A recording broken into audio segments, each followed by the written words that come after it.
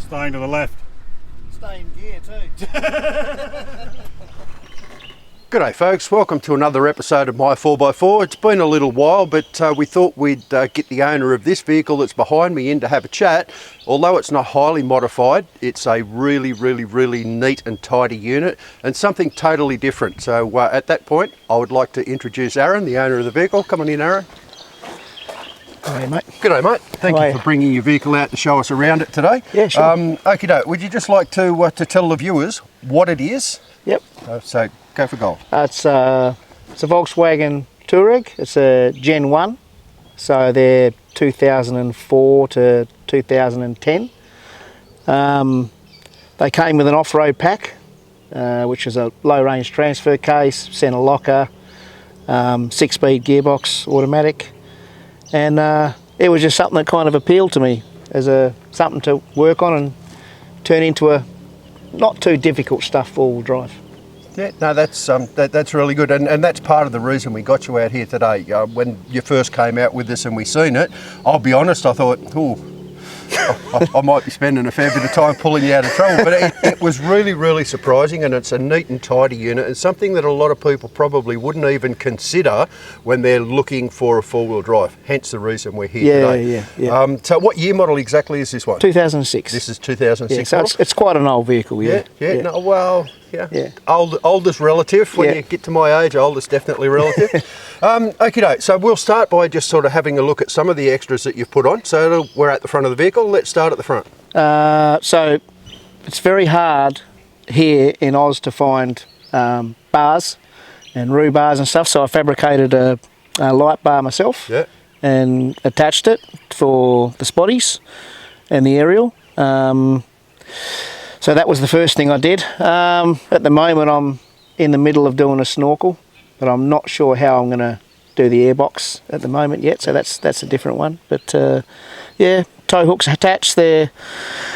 The tow hooks come standard with the vehicle. You got to purchase extra ones if you need them, but they're rated to a pretty good rating. They're rated to 4.5 tonne, which is quite surprising. This would be a relatively light vehicle, I would imagine. 2.5. 2.5? Okay, yeah, 2.5 tonne. So when you're not really lifting it up, you're pulling it along, so you're not really lifting 2.5 tonne. And it's like anything, like you said, you're not doing horribly difficult four-wheel driving. No. So it's not like you're going to need a real hard snatch, but they should suffice. And if you do get yourself really stuck, well then you just need to be a little bit smart about how we do the recovery. Yeah, that's right. Okay, so you've got your nudge bar, which essentially, like you said, is a light bar and to hold your aerial up the front. What sort of lights have we got on? They're not actually KCs, they're hardcores. But I kind of liked just the idea of making something a little bit retro. So the KC lights are actually hardcores, the same ones at the top. They're hardcores as well too. So they're a good light. They're a reasonably good quality light. Yeah, well, they run a lot of KC lights on the Jeep community in the States. Yeah, run they KCs do, a hell of a lot. A lot of money too. Yeah, well, not my money, not my car. Yeah. How do you find the lights themselves? Are they good? Yeah, they're a nice bright light. They've got plenty of spread as well too. So if you're driving when you come from Two Rocks down through Wanneroo and that track through the middle there, plenty of bright light through there, through the treetops as well too, with the lights and stuff too. So you've got plenty on up the front. Yeah, but it gives me plenty of bright light. Yeah, and the nudge bar that you put on the front, we were having a little bit of a conversation earlier on in the piece, and I asked why not a bull bar. So do you just want to explain to the folks the logic behind why not a bull bar? The bull bars are, you can't find a manufacturer or a supplier here in Australia for all the bar work. Most of the stuff is through a mob in the US called Eurowise, or a mob in UK called Darkside. And there's no dealer here for all their gear, so basically it's all mail order you need to get. So most of the stuff that I've got for the car in terms of suspension and stuff like that's been from Eurowise. Okie dokie. So, now like I said, it's not a highly modified vehicle, but the modifications on it are actually quite nice. And you alluded to suspension and stuff. So what I think we'll do from this point is we'll move from the front of the vehicle around to the side. We'll have a look at your wheels, tyres and suspension and have a talk to the folks about that. Okay, so here we are at the side, magically. We've sort of just zoomed around. Okay, so Tell us about your wheels, tyres and suspension. It doesn't look to be overly modified, like I said once before, or twice before, or 3 times before. So anyway, tell us what's going on here. Stock 17-inch rims. Yeah. The tyres, I tried to look for a reasonably priced mud terrain tyre and looked at usual ones, at the KO2s and all that sort of stuff were super expensive, and I found these from a mobile dealer and really happy with them. I've had no problems with them. They're a little noisy as you expect from mud terrain, but happy with those tyres and they were reasonably priced. Now, how many Ks have you got on these tyres? I would say about 50. Geez, that's all right, because there's still plenty of grip on them. Yeah, that's what the guy said. He said that they won't wear too quick. If you've got 50 on it, I reckon you're going to get at least 80 out of them before you're looking at changing. Yeah, I've got 4 services, so 10,000 K service. Yeah, that's around about 40 or 50,000 Ks. Yeah, no, that's cool. Okie doke. So suspension. So it's a stock springs. Yeah. I changed the shockies need replacing, so I got Monroes all round. Yeah. And the lift, it's a 3-inch aluminium anodised block you get from Eurowise in the US. Yeah. So it's a lift. So it's 3-inch lift and a 1-inch subframe drop. Yep. Okay. Because if you don't do the subframe drop, you get a bit of clicking, like the CVs are almost going to pull out. Gets you on a horrible angle. Yeah, it gets you on a horrible angle. So the subframe drop was designed to help with that. Yeah. And certainly lifts it off the car a little bit, off the ground a little bit better. Yeah. And you've had no problems whatsoever with CVs on this vehicle over Not so far. Yeah. Not so far. Yeah, well, fingers crossed. Well, and again, I think it's one of those things. If you drive with a little bit of mechanical sympathy, you can probably look after things. Whereas if you get in there and you just foot flat to the floor and everything, that's when stuff. I'm not the sort of guy to send it. Yeah, that's not really what I think is a sensible thing to do. Yeah, no, look, I 100% agree with you, and that's something that everyone on our channel is.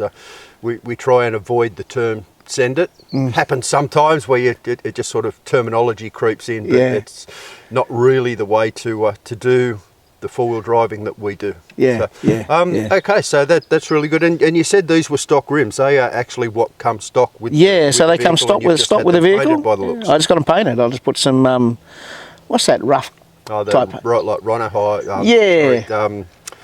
That's the paint. I'll think of the name of it. That's all I done. I sprayed them up. Took the tyres off and sprayed them up, and swept them back on. Basically, no problems whatsoever. And I wanted to get 16s, but you can't because the calipers are a little bit too large to fit a 16, so I get a higher wall tyre. Yeah. But that's as low as you can go. Yeah. 17. No, the sidewalls on that aren't too bad. I mean, they're not huge, but they're not too bad whatsoever. And again, you're not doing particularly difficult rock crawling and stuff like that. So so that should suffice. And and I can attest that it goes quite well on sand. So yeah, no, that's all right. Yeah. Okie doke. So what we'll do is we'll take this opportunity to move a little bit further down the side of your vehicle, and we'll have a look at what you've got up on top. No worries. Okay. Okay, well, a little bit further down the side of the vehicle, so what we'll do is we'll have a little bit of a chit chat about what you've got up on the roof of your vehicle, and does that live there all the time? So the travel case, I've got 4 Max Tracks in there, and spare little shovel, and obviously the basket's carrying the lights as well too. The high lift jack, I hope stays there forever, and I never have to use it. And the shovel obviously as well too. High lift jack is for show purposes only. Yeah, exactly, yes. As they should be. But apart from that, anything that I want to do some travelling with, if I need any extras and I can't fit it in the back of the car, it'll go in the travel case. Okay, so all of that lives up there? All lives up there, yep, 24/7. It's waterproof, so it does the job. Yeah, no, absolutely. And one thing, you've got your Max Tracks up there, at least not all that difficult to access if you need them, unlike where I carry mine in my vehicle. You can't get to them when you really need them, so you need to borrow. Okay, I see you've obviously run your own wiring down here, and it looks reasonably neat and tidy. Let me tell you a story about that. Please, feel free. Tell the viewers the story. When I decided to get the lights and put them in, my mechanic at Triggs, we couldn't find a space to put them in through the firewall. airbags, electrics and all that sort of stuff. It was a nightmare. And I'd had the day off work as well, so I ended up coming down to the workshop and we spent 11 hours trying to find a place to put those lights. In the end, under the bonnet, down through the chassis, up through the passenger side, the grub, and in through the centre console there. It was a switch for the front lights, and these ones the same, but the amount of time it took to try and do that. So I would, if anyone's going to get a European vehicle and they want to put some lights on it, really do your homework about how you're going to have to put them in, because that was a little bit annoying and took a fair bit of time. Yeah, 11 hours. I'd have drilled a hole through the roof, I tell you. I'd have to give up halfway through that. Yeah, I had that option, but I just didn't want to damage the vehicle in any way, so I just ran wires, basically. I get that, each their own. I just have like this much patience. It's no big deal. Yeah. What sort of brand basket is that? Steel? Yeah. That's a Rhino. It's a Rhino basket. It's a Rhino basket. Yeah, it's a Rhino basket. Yeah. So they and the racks apparently are Rhino as well. Yeah.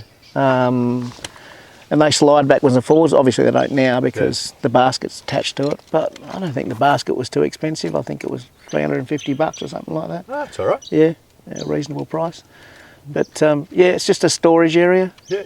No problem. So and I guess like anything else, if you're carrying a family and bits and pieces, it's really difficult to store everything inside the vehicle, so you just whack it up on top. Yeah, it'll fit a tent in there, you know, those one-man tents and stuff like that, so yeah. No problemos. Yeah. Okie dokie. So again, from there, I think what we'll do is we'll have a real quick look around the other side, just to have a look at the other side and what you're carrying over there, so there's awning and so forth, and then we'll have a look inside the girl. Okay, cool.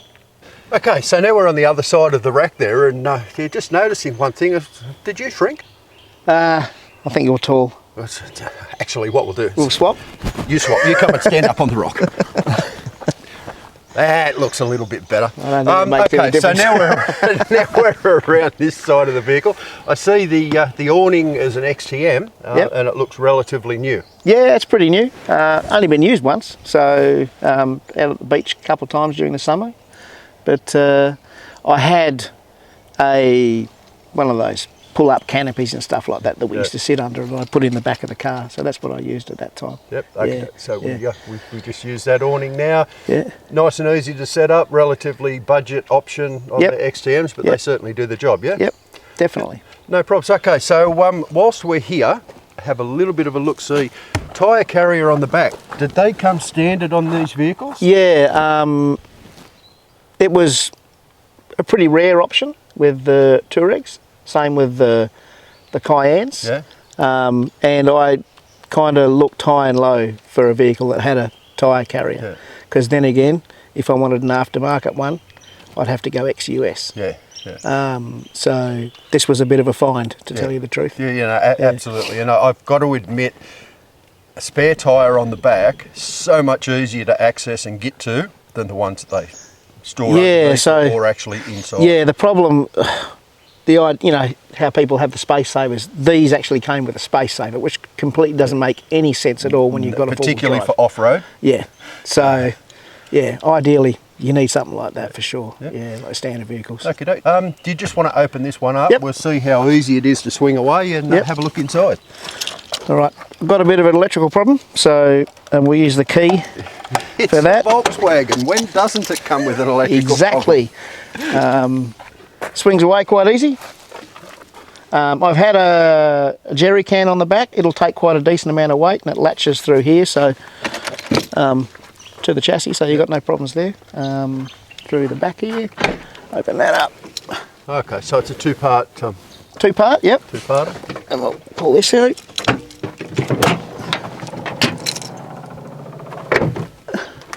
There we go. Okie doke. So we don't have a fridge in here all the time? No, I don't keep it in all the time. It's actually in the garage at the moment. I've got a Waco sitting at home. Standard 12-volt attachment in the back there for the fridge. You've got everything in there, so it's just easy in, easy out. Yep. Yeah. And all the rescue gear I keep in the spare tyre carrier. So I've got a hand winch, trolley jack, an axe, And a bloody great iron bar. Yes, and a big iron bar and a couple of camping knives. Can and I stuff ask like what the bloody great iron bar's for? Well, I've never run into trouble yet, so yeah. And a lot of shackles and stuff like that I keep in here, spare shackles, just in case you run into someone on the trails that's not got equipment or something like that. So.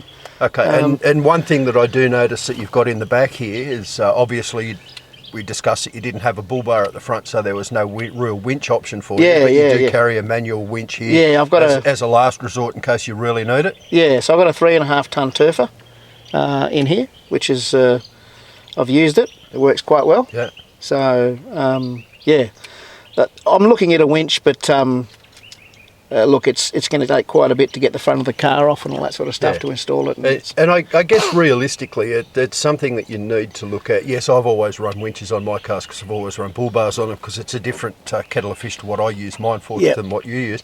But like you say, that works, and as a last resort, it's probably a little bit more labour intensive, but it will do the job. It'll take a little bit longer, but it will do the job. Yeah. So slings and snatch straps as well too. So. Yeah, I'm kind of lucky. I work in a construction business, so I can grab stuff from the workshop when I need it, if I need it. So, yeah. That's borrow stuff. Borrow Borrow stuff from the workshop. Acquire. Yeah. No problems. Okay, that's really neat and tidy. And obviously those back seats, do they fold all the way flat? Yeah, they fold all the way flat. You just got to pull the headrests out. Yeah. And they'll fold all the way flat, and you can get a mattress in there. Yeah. I've had a mattress in there. Took the dog with us for a trip down south, and he slept in there with us, so yeah, that was fine. Cool, no problems. Okay, well, we'll close this one up, and the viewers will probably see that I was holding that. Yes. Just because the struts are dying. Might need a replacement sometime soon. Yeah. But again, the vehicle's 10 years old, so it's not so bad. Yeah.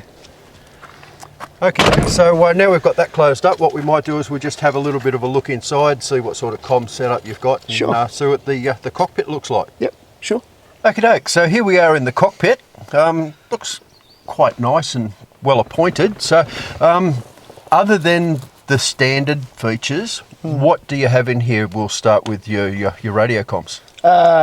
Just a Omicron? Oricom 80 channel CB. Yeah. Just a small one. We installed that the same time we put the lights on. So obviously the cables are all going through the same spot. Nothing else really. I think the Bluetooth stuff for the phone, because they don't come with a Bluetooth as standard. It's an older vehicle. Yeah. But really, that's about it. In terms of after stuff. Yeah. Okay. So it looks reasonably well appointed. I'm driving light switch. I seen that. I thought, hello, Locus.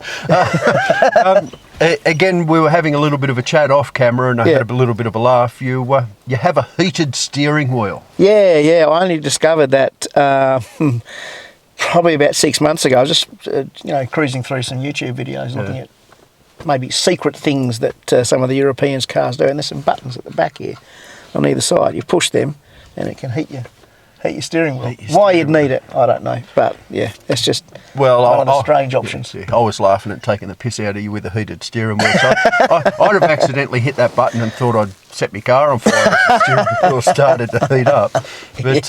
But look, I noticed that sunroof comes standard on these. Yes, sunroof was standard. Sunroof standard. Yep. Okay, that's. Hope it works. Rains, it'd be a little bit drafty. Yeah. But look, everything else in here looks nice. It's got the fake wood grain, which isn't sort of my cup of tea. It's actually real. It's actually real. It's actually real wood. Yeah, I didn't realise that until later. It's still not my cup of tea. Try not to show the greenies that, otherwise I'll whinge about knocking down a forest. But yeah, no, I actually thought it was fake wood grain, but real wood grain. It's actually and real like wood. I say, it's not my cup of tea, but it doesn't look out of place. Yeah. Okay. And 6-speed auto that you've got there. Okay, you've got a manual select Tiptronic type deal that runs with it. Yep. Okay. Oh, and your 4-wheel drive buttons and all the bits and pieces. I see you've got a compass. Yes. So this bit here, this hole the compass sits in. Yeah. On the higher spec models, came with air suspension. So you could adjust your air suspension from this side. Oh, okay. But I just kept thinking air suspension, more problems. Absolutely. So that's why I avoided that and went for the coil sprung model. Look, and I suppose, again, showing my age here and a little bit old school, a lot of the newer, or some of the newer vehicles are coming out with air suspension. Yeah. I just look at it and go, if something goes wrong somewhere, you've got no way of fixing that. Blow a bag or something like that. Yeah. Absolutely. So, like, air suspension's not my cup of tea. But like I say, technology moves on, and they reckon they're fantastic, and all the bits and pieces. But I'm not sure I'd ever have a car with air suspension on it. No, it wasn't my cup of tea. Yeah, okie dokie. It just seems to be really well appointed, like all of your overhead dials and knobs and God knows what. What the hell's that? Never used any of them. I think one of them's a light. Oh, yeah, no shit. There we go, there's lights. Okay. Yeah. Yeah, no, it's tragic when you have to take your glasses off to see, but you get that at my age.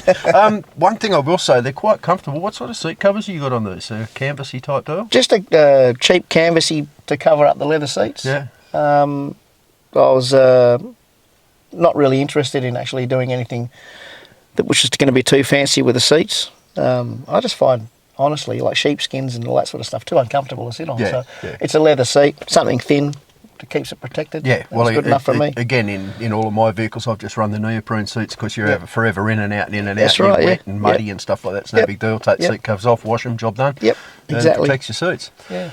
Okie doke. So it is quite a nice vehicle. It's I wouldn't say unique. But it's very much left of centre. It's something that's very different than your average. Yeah. So we'll leave it at that. We'll jump out and I'll just ask you a couple of questions about it, just to give the viewers a little bit of an insight. We'll just run through a few surprise questions. Yeah, sure, no problems. No worries. Let's get comfortable. Okay, so here we are back where we started, at the front of the vehicle. Yes. So just a couple of questions around it. First cab off the rank, fuel economy. Not the best. Highway around about 14. Beach and reasonably difficult off-roading. Lots. Let's leave it at that. Okay. So it's not super economical, but it's not horrible. No, it's not like the diesels. The diesels versions of these are really economical. Even the V10 was really economical. Yeah. What size fuel tank you got in it? 110 litres. Oh, okay. So it's a fairly substantial size fuel tank. Yeah. No, okay, that's a start. Longest trip you've been on in it? Esperance so far. Trip to Esperance, no problems at all. Lucky Bay and all those nice places. And do you get out in it a lot? I try to. When I say a lot, do you use this for touring / off-roading on a weekly basis, a monthly basis? I reckon I'd get out once a fortnight for a reasonable trip. And sometimes after work, if I'm a bit bored, I might whiz up Mills Road East or something like that and just... Yeah, I just like getting out on the road and out on the dirt and stuff like that. Yeah, no, 100%, and that's part and parcel of it. Like-minded, we all like to get out off-road and stuff, but a lot of people tend to think that they get out maybe once a month, once every 2 months, whereas you're using this I use it quite a bit, regular. I've done the Mundaring power lines about 3 times, and it's been surprisingly good. Okay, and is this your daily? This is my daily. That's your daily. This is my daily. Run it around every single day to and from work. Yep. I don't work too far away, so. I was going to say at 14 plus per 100. The price of fuel these days. It's a little bit high. To live close to work. Unlike me, part of the reason I got a new one, I do 130k a day. Oh, okay. Yeah, I don't do that. Okay, look. Anyway, I hope you guys out there have enjoyed this experience as much as I have. Like I say, it's a little bit left of centre type of vehicle, not what exactly spring to mind as far as a four-wheel drive, but I quite like it. It's nicely appointed. It's something different than the general Joe, let's go out and buy a Toyota or a Nissan or whatever the case or Pajero or something like that. So congratulations on having a very nice vehicle. Thank you very much for coming out once again with us. Really look forward to you coming out on a few more of our trips. No worries. Cheers, Gary. And appreciate the efforts in getting yourself out here in the great unknown to show the viewers your vehicle. Much appreciated, guys. Thanks very much, viewers. If you've stayed with us this long, give us a thumbs up because you've obviously liked the content. Either that or you've gone to sleep and you've sort of woken up at the end, in which case you can give us a thumbs up anyway. And we'll see you again next time. Cheers, guys. Cheers.